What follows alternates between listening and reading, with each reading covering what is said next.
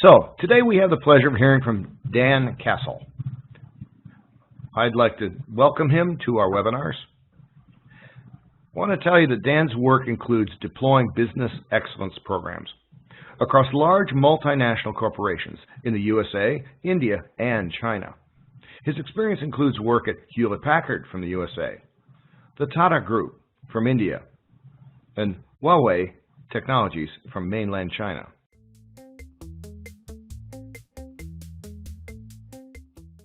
We're going to be going through a lot of material. I'm not going to be able to cover it in much depth. I'll talk about a few particular things, but then we'll try to leave some time at the end for Q&A to see if there's any particular places you'd like to focus.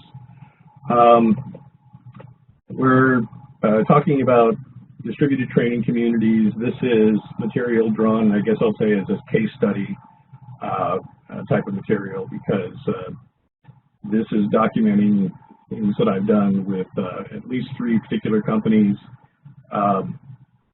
and it's trying to say things that I found that worked. It's not necessarily telling you what you should be doing, but hopefully you'll get some insight into what you might be able to do with these kind of things.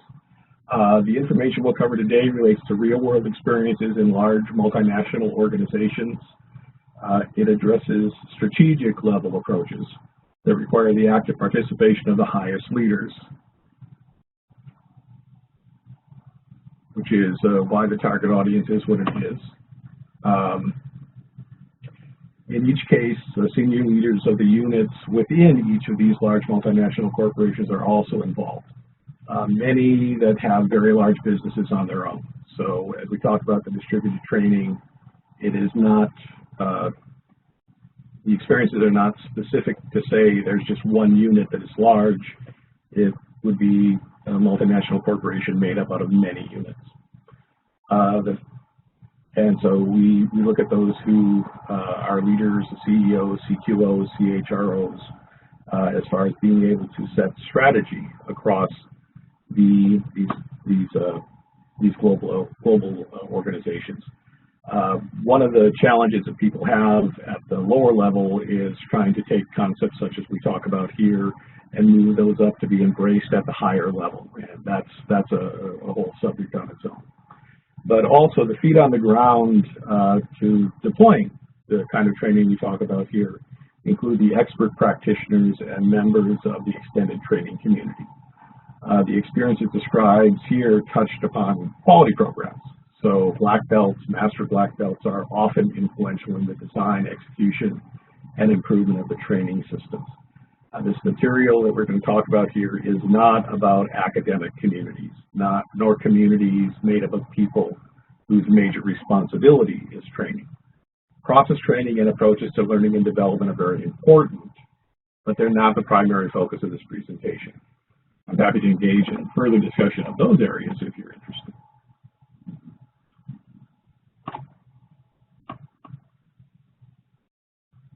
Okay. So in the quality area, deployment of approaches through training often carries a strong organizational culture component. Since this is the case in the 3 companies described, there will be a few observations on how to successfully move such cultural change forward. Key areas to work on are dealing with extremely different cultural aspects across the organization, designing the training approaches to be low cost or self-funding through use of volunteer resources and resources honed within the target business units, and ensuring both leadership and organizational support through connections to effective company value systems.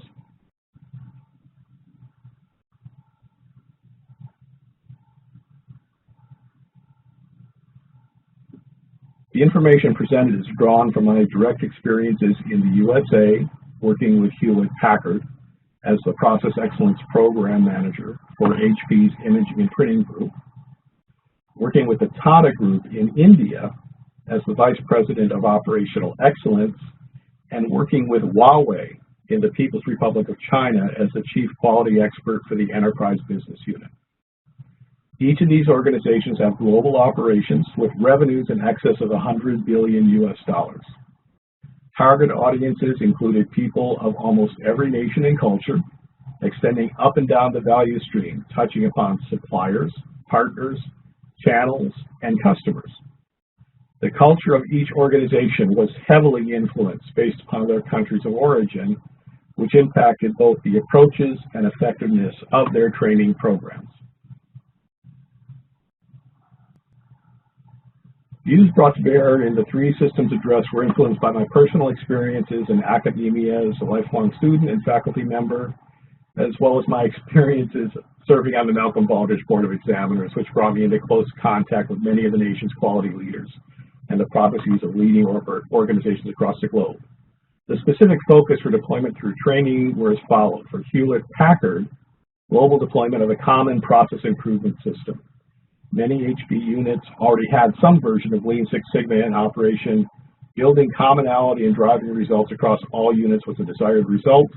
The system went through some iteration, beginning with Sigma Plus. Eventually, the program was renamed to HP Lean Sigma.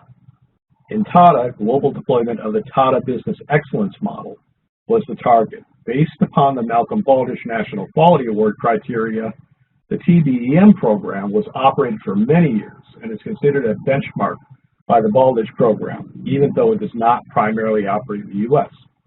Tata is a strong proponent of the Baldrige program.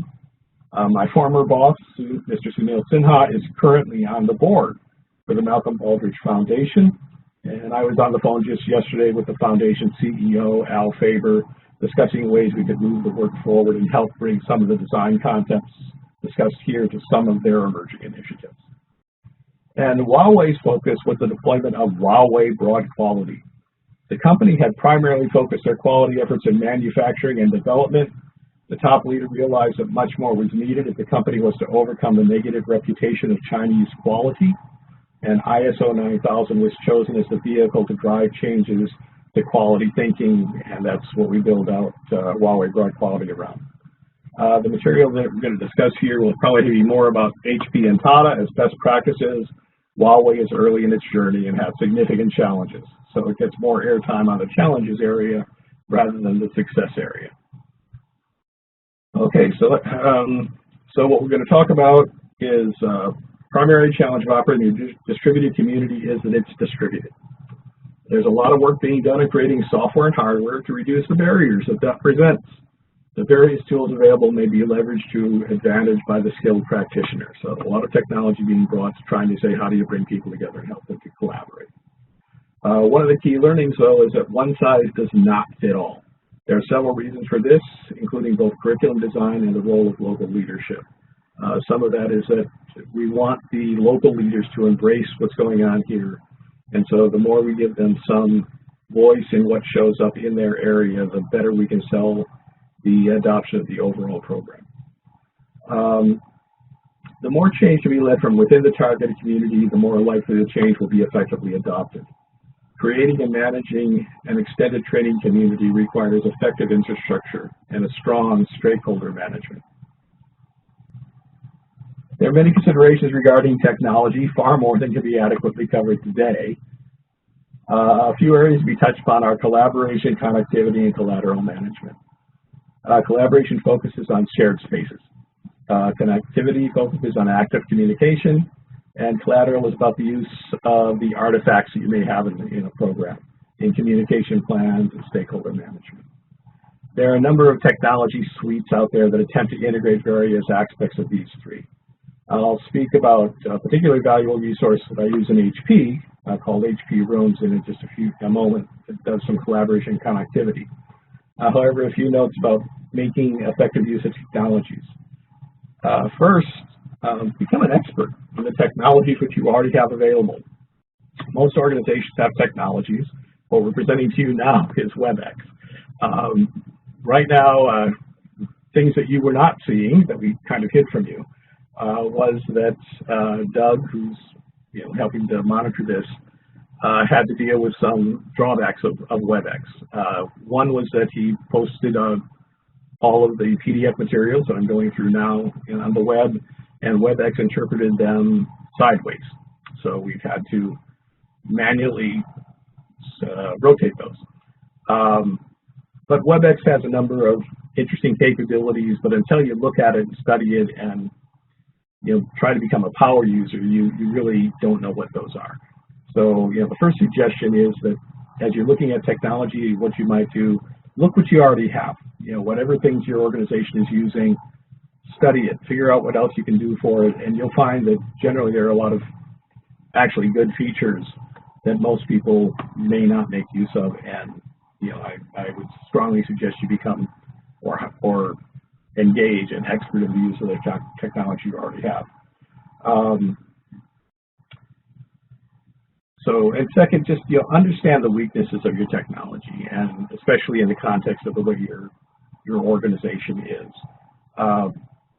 You may feel like you can be operating wonderful large-scale PowerPoint presentations, but if your audience that you're talking to is more likely to be engaging using a smartphone, then you may be using a technology just not going to work because you don't understand the audience you're working with. So always think of the target audience you have. You don't want to make the technology a burden to the people you're working with. At HP, we would have regular meetings of people around the globe, and HP was a leader in the use of immersive rooms. So you would go into the site and you would go into a conference room, and when you were in the conference room, the people on the other side of the desk would be often whatever other country they were, but it was strongly built to make it so you felt you were in the same room. And so we thought, boy, that's a great way to do connectivity. Only whenever we'd have a meeting, we'd have someone from Spain, someone from Singapore, and someone from the U.S., which meant that one of them had to get up in the middle of the night and drive into work in order to be able to participate in the meeting. So in that context, it was actually making the technology a burden to that person. So alternate technologies that do not require that should be considered. In the HP program, we made strong use of our internal website for collateral management. There was a location where news would be posted, search tools to find collateral, and the names of the units of the belts were available. So it was very easy for someone to find a improvement resource local to themselves, and part of the role that I had in the central office was helping to connect people to the best resource for either doing projects or for doing training. The materials were both passive. There were some available for people to come to a portal to see, but you would also want to have an active portion of that. So there are emails of materials, of suggestions. In our case, we'd have a regular emailing of information of interest to HP's improvement professionals. So you wanted to make sure you were not just having your collateral only stay in the passive mode. What we also have been finding in technology is that it's much easier now to develop voice and video. For Huawei's program, given that Huawei operates although English is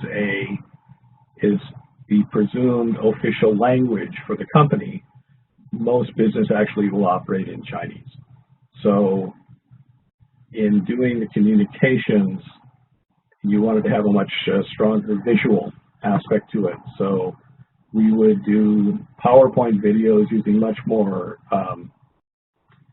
picture-oriented kinds of things, and I would develop a series of short videos that would superimpose the speaker onto the PowerPoint materials, so that you would have active interaction with materials to keep the learners engaged.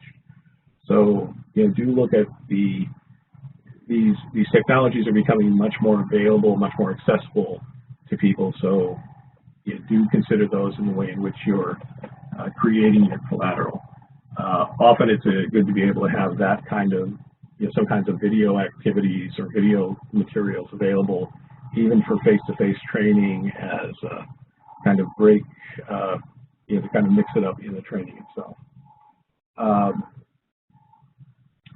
And then other social media continues to evolve, but a lot of that still is kind of in the early days, and I haven't found a great deal of specific value coming out of the blogging and those types of posts, or those types of things. Now, in HP has a product called Virtual Rooms, or had at the time that I was doing this work. And the issue that came up was that we would typically do workshops designed for in-person delivery by the trainers, 2 or 3 day Lean Six Sigma workshops. Classes were generally about 30 students sitting at tables from 4 to 6 students, and periodic table exercises were scattered throughout the days, each followed by a report out of the table discussions. During a certain period of time, travel was significantly restricted, so we were called upon to recreate that approach using a more virtual activity. And what we found is that the use of the HP virtual rooms had several of those kind of capabilities that I referred to earlier, where if you did not become an expert, you wouldn't have noticed them. And in particular, it had things like private and group chats, in-room documentation, certain in-room apps that would allow you to do surveys, question and answers, activity timing, a number of things of that type. And that by taking a look at those, we were able to actually find that we could create breakout sessions where you would, the trainer, virtually would be giving material and going through slide sets, and then could stop and take participants and put them into 4 or 5 separate rooms where they would all have access to their own whiteboard activity and be able to talk, across whatever that is, didn't matter where they were located. And the trainer would have the ability to oversee all this with multiple windows on their computer and then jump themselves from group to group to be able to interact with those groups during these exercises. So what we were finding we were able to do was very much recreate the in-person experience, surprisingly so. And so that's one of the reasons why I suggest that you look at what's available in front of you and see what capabilities you have and how you can creatively use those. Because this is what I was doing very effectively with HP 10 years ago, and so the material, the products have evolved since then. And what we found was a couple of things. One is that we could also, by doing virtual, we could reasonably spread the training out into multiple half-day sessions rather than 3 days of full days. We could do 6 days of half days. And what we were surprised to find is that when we did that, the people coming to the sessions became much more, many more of the leadership people, the managers were coming, because that half-day type sessions allowed them to continue to do regular work and then participate in this. So there were a lot of benefits that came from engaging in a virtual room area. But now one of the particular benefits here is that because the training activities we were doing, we were trying to make sure those were being done as much as possible by local resources, that the curriculum that we would develop we could keep in the room, that the curriculum and the app materials could be set so any competent practitioner could very easily come up to speed on doing these virtual training sessions, leading these virtual training sessions. Now, there's also a place for collaborative environments, and an example of one of those is Blackboard. Blackboard has been used in its multiple incarnations for many years in the academic community as both a student and as a instructor. I've made use of it, but its origins are more appropriately for the distance learner sharing materials, sharing assignments, turning assignments back into the professor. It is not particularly oriented towards real-time classes, so it's minimal in effectiveness for use of live workshops. It has a role, this type of just kind of keeping things out there and passing data back and forth for collaboration, but probably a bit of less of a role if you're actually trying to do a bit more of the active learning activities. Now, So one of the pieces that came into clear view when you're working across a multinational is that the curriculum you develop is not going to, if you develop one set of curriculum, it is not going to be particularly effective in many of the target audiences. That you know, cultural shifts certainly, but you know, the type of business someone is in, the particular type of job someone has, all of these things color the way they see the curriculum you might do. So as we approach these, came to the conclusion, I'm going to say this as two ways. One is that even if you're a small organization and you have a small set of people to work with, it's probably a good idea to try to adopt something that's a relatively common approach, something that will be able to grow with you and accept new people, new organizations coming into the fold. In HP, I had certain issues where one HP business unit had adopted Lean Six Sigma from one of the gurus, and a different unit had adopted it from a different guru, and they would fight with each other. And we were saying, no, you know, this is commonality. It's all good things. We're not supposed to fight with each other as to who is the official, you know, guru of Six Sigma. So you want to, even as you're beginning a program, start with the end in mind. You know, do try to, you know, design it in a way in which it will be able to interact well with new players, and will be able to evolve over time. So, you know, the diversity of community cannot be overstated. At HP, the programs, we configured it differently for manufacturing environments, development groups, call centers. You know, they each had a particular need for certain sets of the tools. At Tata, some of the target audiences even had no electronic access. So when we were training, we had to train the people who did not have any access to computers at all. So we would develop, you know, paper-bound workbooks that would be used, and they would have templates and exercises in those, and the students would go through and learn all of the tools, you know, do the exercises, apply them to their real life, and then turn them into their supervisors as part of that program. So you know, be sensitive to whatever the needs are and the capabilities of the target communities, and that means that you want to have good curriculum, but you want to configure it to fit to the particular target communities. And so, you know, dynamic curriculum in general, key concept of cascading curriculum, it's respect for the target audience, organizations, and the students. So you're doing it because it does work best for the overall organization, but in order to get the materials you're trying to train adopted, you want them to be pulled into the organization. And so you need to have your target audience understand that you respect them. This is not something you're trying to push on them. This is not an order. This is something that it's a good medicine that will help.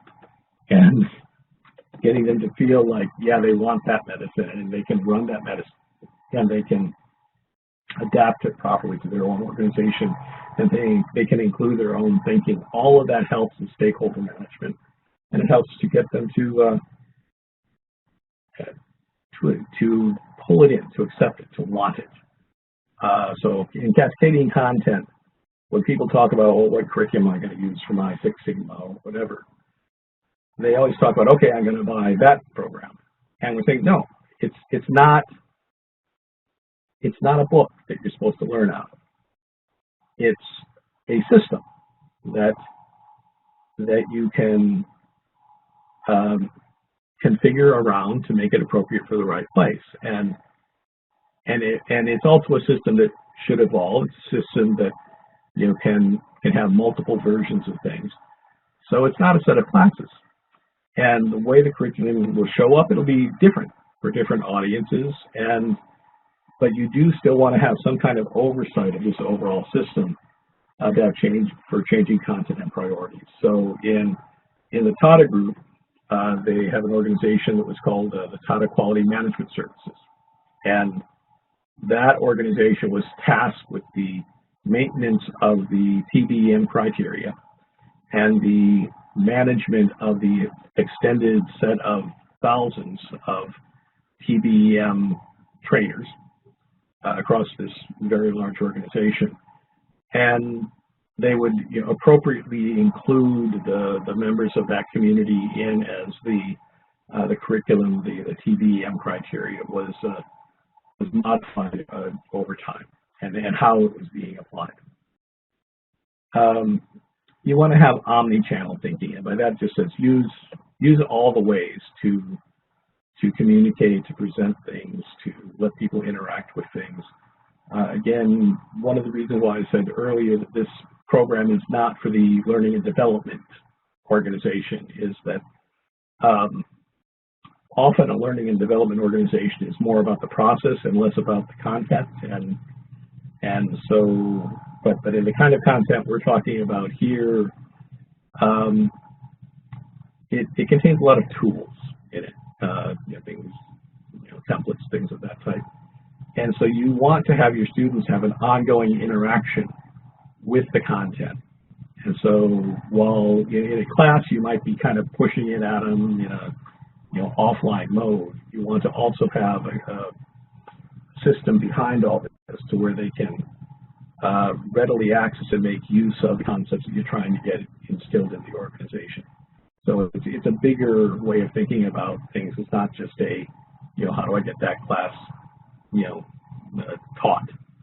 And then you want robust collateral. And so one of the reasons why I say that is that saying not dependent on immediate uptake means that yes, you're going to have a class, but frankly, much of what happens in the class is going to be forgotten very quickly if it's not in some fashion reinforced, or if it's not in some fashion made available. In Six Sigma, there's often a great deal of training in statistics. And for the most part, anyone who sits in a class in statistics is going to forget it very, very quickly. But you want to have them understand that they can pull in the where they can go to get that material back when it's time for its use in their projects. Okay, so at HP, we ran a program for HP Lean Sigma. Said, okay, there will be a central group, some set of tools such as Pareto charts, things of that type, that we would expect everyone at HP to understand how to do. But then there may be some other things that would be appropriate for a particular business group, and maybe some things that might be more appropriate for a particular business organization. So this is the way we set up the cascading content for the HP Lean Sigma program. As it turned out, over 50% of the content was common, and then about 25% more might be developed by these large business groups. And then individual organizations under their own leadership would add another approximately 25% of content. And then we would still have a central organization that made sure it was doing the development of that content.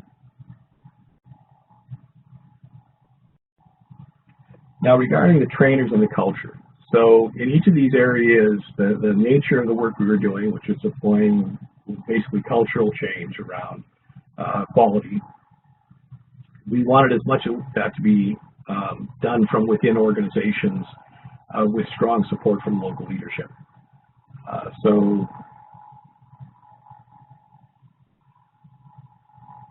in this case, I'll talk about a couple of bits of these communities. And so a community of effective trainers, you want to ensure that there's leadership buy-in. Now, the Tata Group has extreme best practices in this area, largely because the TBEM program has managed to directly link support of its leaders, of the company unit leaders, and those unit board of directors into ensuring that the TBEM content is consumed and applied.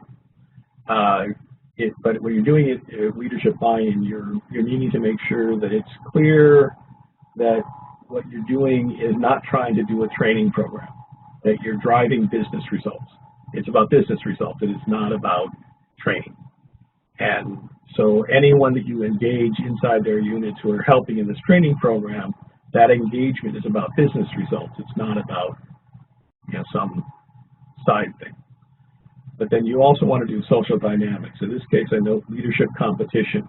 In the Tata Group, they ensured that the CEOs of their various companies were in a competition to do the best in application of these materials.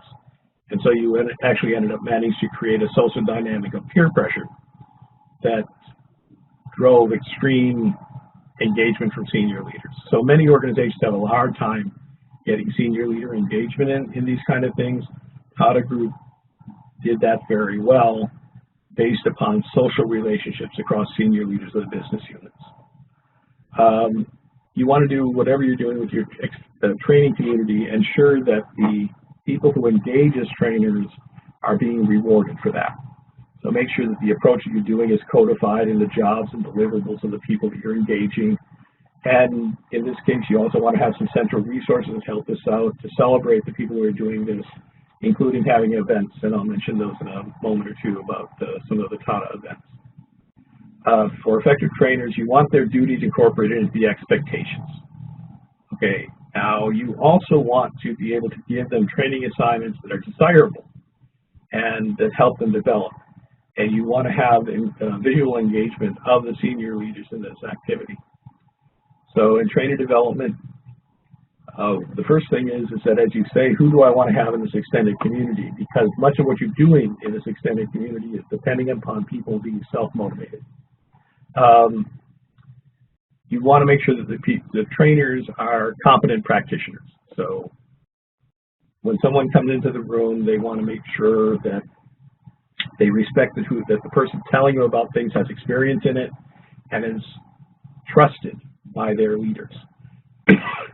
You would also like to have trainers who know how to train. So whatever you do centrally or whatever, create trainer sessions. Ensure that the content that they're going to be training is understood, along with bringing them back in to update things on periodic refreshes to whatever content. And you need to have the trainers understand the approaches to adult learning and the idea of the training life cycle. It's prep, present, follow up. It's how you engage with your student population, and then also do a certain amount of personal style coaching. That as you see people doing training, how might they be coached to be more effective? And in that context, we encourage the apprenticeship approach. So if someone is appropriate for becoming part of the training community, you ensure that they come and attend a session so they're seeing what's going on. Have them operate as assistants in another one, and then let them be a leader, but with someone watching them. So, you want to have your training community be good trainers, and these are some of the approaches that we've found effective in doing that. And in order to get people to want to do this, what we say is, you want to have this be a recognized check mark on the career path. That for Tata, being part of the TBM program was one of the things that says if you're good at doing that, that helps you get to the next level of your career. In HP, we made sure that we were showing that entry into the program was not it was a privilege. It was a recognition, and we made sure that it's not just the person entering it, but their management, their senior leadership knew that admission into this training community reflected well upon them. You wanted to be able to have the trainers feel like they were not just, that it was giving them some opportunity to expand their own scope.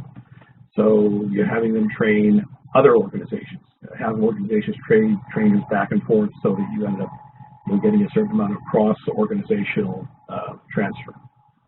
You want to have them have exposures to new areas of the company. Work actively with the trainers to match them up to particular training opportunities that would help their career growth. Have them work with cross-organizational businesses that get some good amount of breadth in the company, or go deeply with intact work teams to learn more about how some other organization might do its work. And then do some valued events. And some of that is that as you're assigning training, there are some places where people would like to be able to go to that place to execute an event. I would have Some of my trainers in HP, who if we were doing an event in India, that was where they wanted to go back to because they had relatives, and so we would trade off who took which events based upon how much it felt like a reward to be able to go and do those things. In Tata would actually have a business excellence convention where all of the people involved as a training community of TBEM would be brought together for 2 days for a very large event, which also included all the senior leaders of the Tata company. So it's basically a recognition event of this set of people. And that's the Tata Business Excellence Convention, and it continues to be a large event in the Tata Group. And it's great that it's pretty much built out as a celebration of these relatively lower level people who run that training community. And then another particular best practice out of Tata is what's called the APL, the Advanced Program for Leaders. And it brings together the people who are leading the push and maintenance of the TBEM program inside of each of the major Tata companies. And we spent a week together going through changes in the material for the next year, talking about the lessons learned from the previous year, and how we wanted to go about continuing to maintain the goodness of the program and what new challenges were coming up as we went. So building a community allows it so that when you are working your technologies to connect people up and coordinate the activities of the overall program, that the community itself, if it's properly engaged, becomes kind of self-diagnostic and self-repairing, that it's a very good ecosystem. And as I said earlier, when I look at the long-term program of the Tata Group, it has a great number of best practices that I would always like to go and talk about even further. In Hewlett-Packard, the Lean Six Sigma program was kind of a first for HP, trying to bring together many diverse business groups. And we adopted good practices, and many of them worked better than we thought, and there were some things that we abandoned. But going after it and keeping that community together and doing the stakeholder management was very valuable.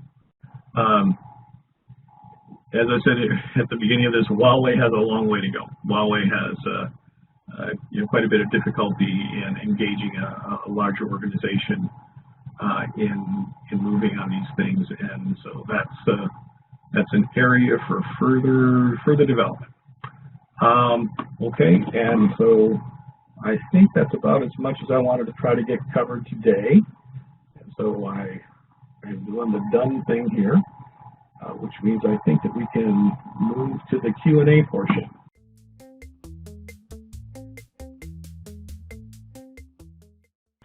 Dan, I want to thank you for your presentation. The content was nicely balanced between a discussion of technology, which of course it would have, but also a discussion of the human environment at which you have to build effectively to do training to humans. I'm assuming that people on the call are not training machines. Okay, they're training people. So therefore, there's a human structure that must be in place. And I do appreciate your comments and specific references to other organizations and what they've done and kind of where they are.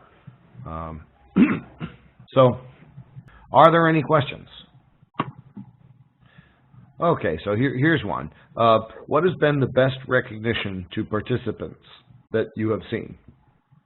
Okay, so in the Tata Group, they have this Business Excellence Convention.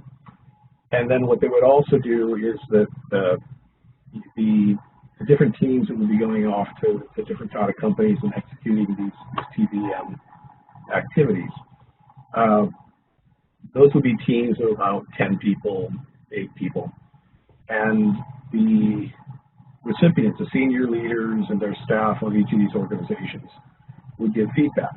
on the teams who came to them. And that feedback from these many events would be collated, and then the Tata Group would basically say, okay, we've got all this feedback here, and this is the best feedback we've had on our individual people.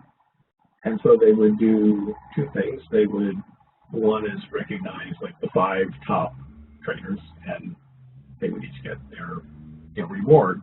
But more importantly, they would recognize the top 5 teams. And so the teams who would be invited to this convention would be given a gift basket, and with from cheese and so forth, and so and liquor, alcohol. So basically, it was team, you did good, and here's something to help you celebrate that. And so the team recognition piece of it, and then this was presented by senior leaders. So it would have a recognition activity to it, but then it would also be clearly set up to show how social interaction was very important. And within the Tata program, India by its nature is a very social country. As I mentioned kind of earlier on, it's that each of these places were very impacted by the source culture that they came from. And so that was, for me, as an American, watching how well that worked. That how when people walked away from that convention, how high the energy was, both in the people who were doing the training kind of things, but the senior leaders also. So this program has had longevity over like 15 years. That's kept this thing together, and those types of elements that were introduced by the 2QMS Essential Group over the years, I think, really helped cement that high social energy. Okay, thank you. Got another question here. Do you find it's difficult to keep people engaged over a WebEx or other tool when they have the ability to multitask, check emails? Any tips on how to minimize this? Well, okay, so one of those is what we didn't have here, which is the ongoing feedback from the audience. One of the reasons why I pointed out that I really like these breakout rooms that I had at HQ rooms is that it's very easy in a large audience for people to ignore you. Great. But when you got 4 people and you stick them off into a virtual room together on their own, and then you're not in the room, and you gave them an assignment, they just kind of like naturally are having to get engaged. And so you do that, you do those workshop things, and this is also the case in even an in-person thing. It's like you want your students to go off and do workshop things because you want them to accept responsibility for their own learning.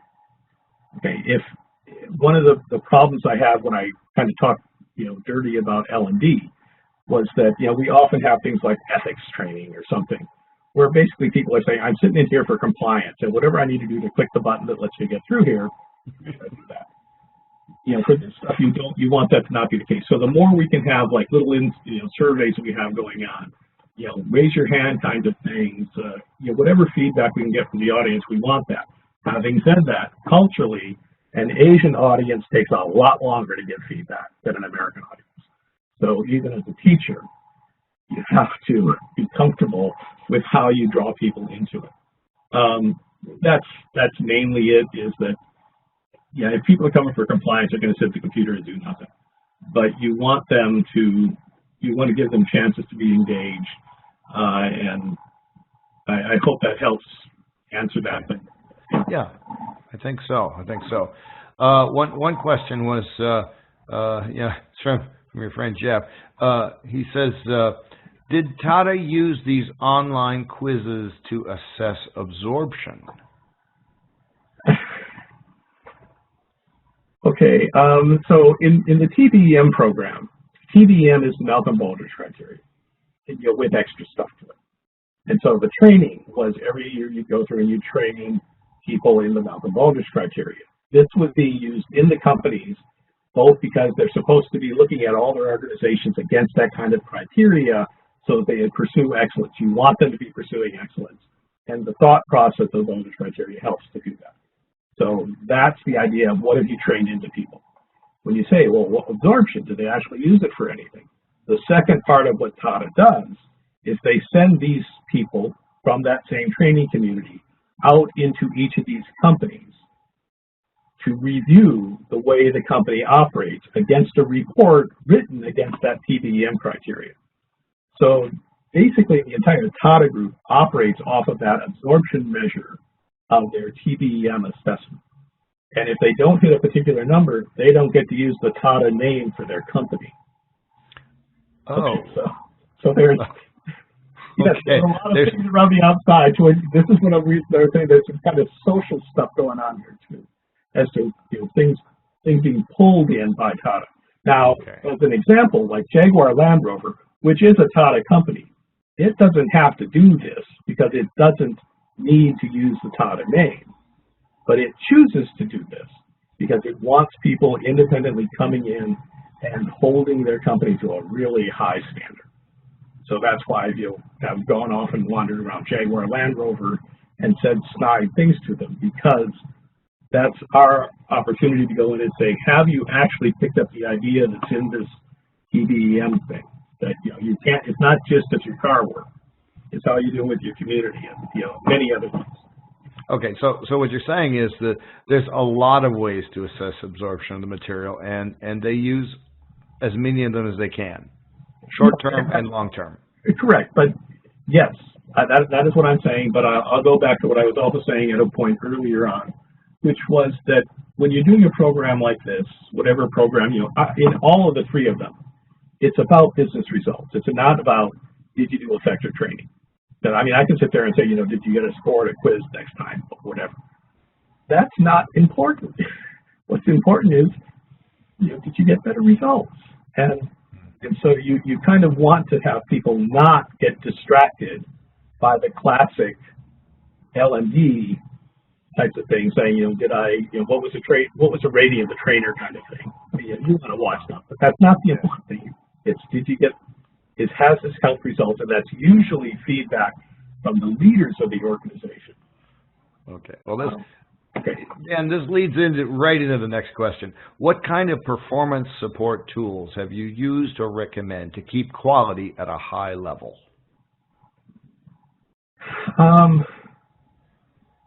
Well, again, one of those is so I have these three sets of experience. So I got HP, which is a pretty good company, and the Lean Six Sigma things was saying, let's make it even. And there were many kinds of things that came up in that program to put into place things to maintain and improve quality at all organizations. But then I had Huawei, and Huawei is just saying, I just want to get to ISO 9000, and so it's just desperately trying to get to a basic level. But when you're saying, how do I have someplace that actually will build quality? The TBEM thing that Tata did does that. And the reason I'm kind of saying that is that Tata is made up out of many companies. Some are very early in their journey, some are quite late. So like TCS, Tata Consultancy Services, which is a very good company, its numerical score on TBEM is quite high. And I would get up in front of the leaders of the Tata Group and give them one-page summaries of each of the companies and saying, here's this one, here's its key things, and it's at a 350. And then I go over and I say, and here's TCS, it's like at a 650. And so the Tata Group's approach to using something that is a criteria that can help them keep pushing, not a compliance. ISO tends to be kind of compliance oriented, but I've been most impressed by the way in which the Tata Group does things mostly.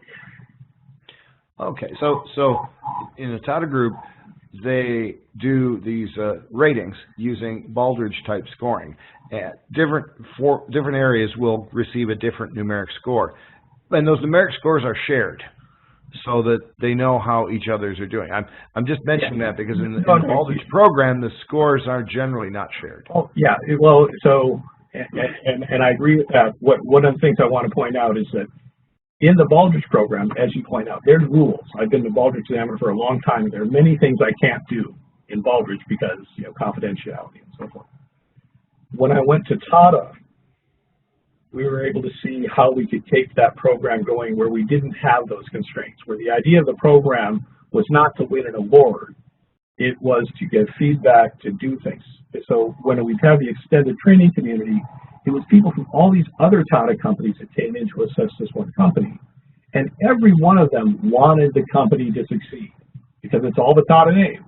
And so their feedback was always towards, that of a brother helping out. And so that sharing was much easier.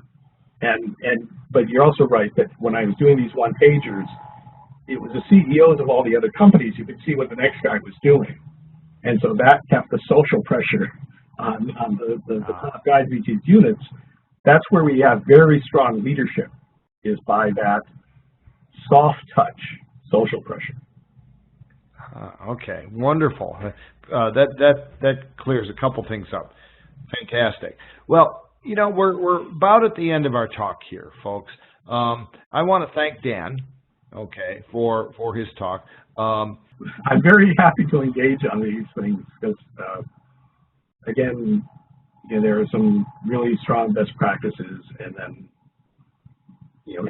that it would be fine to share, and I do value engaging with people. Okay, good. Yeah. So send your email questions to Dan. So it's time to end today's program. Okay. I just want to thank you all for providing us with your attention and your questions. Okay. We want you to understand that ASQ has more content, and you can check out all the different tools and standards and books there. So the Quality Management Division says, again, thank you very much.